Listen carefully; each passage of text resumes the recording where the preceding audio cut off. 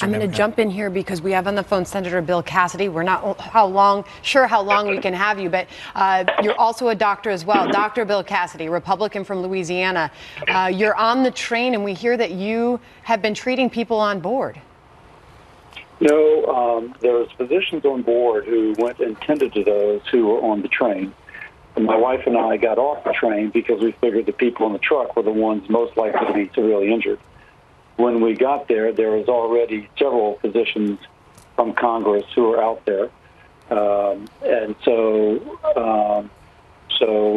they were tending to the airway, trying to establish an airway on one person. There's another man who appeared to be dead and was confirmed to be dead. CPR was attempted and other things. When EMTs showed up with equipment to try and revive, they were unsuccessful. I continued in a supporting role, but others were taking the lead role in the fellow who was severely injured.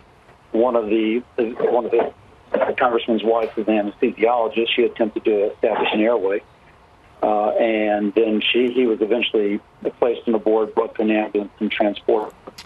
We're talking to Senator Bill Cassidy from Louisiana. You're also a doctor. You're on board. Senator, could you also tell us what was your experience when this collision occurred, what you felt, saw, and heard? I was nodding off. It was a tremendous bump. Heard the noise. Looked up, and people who had been standing I was napping, so I didn't see them standing, but they were now on the ground, and people were checking them out.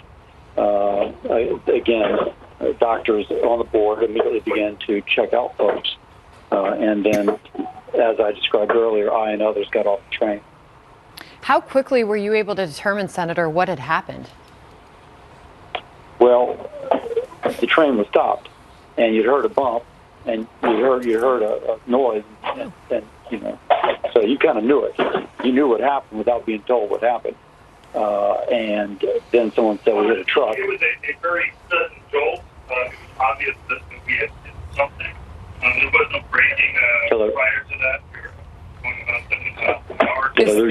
Is this an announcement that's being made right now? I think he's trying to listen. No. That's just somebody in the background speaking very loudly. Oh, okay. All right. I've been curious. This is Harris, by the way. I've been curious all along, Senator Cassidy, about how much information and how it's being disseminated. You're in a unique position because you were able to deboard the plane. You were needed to tend to others, but there are many others. And I'm looking now on Twitter, Representative Martha McSally. There are some who are tweeting from inside the train just to let people know that they're okay. I'm on the train that crashed, but I'm okay. Please join me in praying for the health of those who are injured. Tell me what people are being told right now and what the timetable looks, because it's been now over an hour, and the curiosity sets into what you're being told about when you'll be able to move. I'm told we'll be moving. There's two engines on the train. One is derailed, and so that will be left. The other will move the cars away to the nearest town. I'm not sure which that is. Again, those that were injured in the truck are either deceased or have been transported to a hospital. I'm sure there'll be an investigation, transportation board, but that will be with the remaining rail. I'm told they've asked everybody to get back on board. Got it. And so they're suggesting that we're moving pretty quickly. All right. Senator Bill Cassidy, they're asking you to board right now. And yes, everybody's back on. Okay, we want to let you go do that if you need to do that. We certainly appreciate your perspective on all of this. Andrew, a quick last word.